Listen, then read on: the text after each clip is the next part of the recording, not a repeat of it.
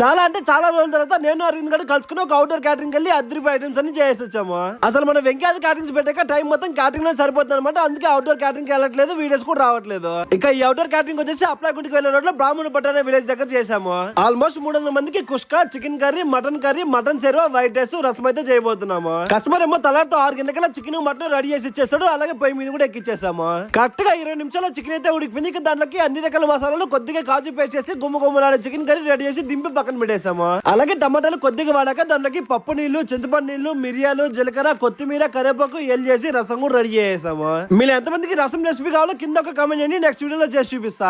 ఇక అలాగే 25 కిలోలు కుష్కాయలు కూడా మొదలు పెట్టాము. అందులో టిఫిన్ తెచ్చిచ్చారు. ఒక తర్వాత ఒకరు లాగిచ్చేసాము. కరెక్ట్ గా 10 రకాల మటన్ అయితే ఉడిపింది. దాంట్లోకి అన్ని రకాల మసాలాలో మిరియాల పొడి చల్లి గుమ్మలాడే మటన్ కర్రీ రెడీ చేసి పక్కన పెట్టేసాము. ఎగ్జాక్ట్ గా 11 కల్లా సేర్వా, రైతా, వైట్ రైస్ తో పాటు అన్ని ఐటమ్స్ రెడీ అయిపోయినాయి. అలాగే కస్టమర్ కు టేస్ట్ చూపించాము. ప్రతి ఐటమ్ భలే ఉందన్నాడు.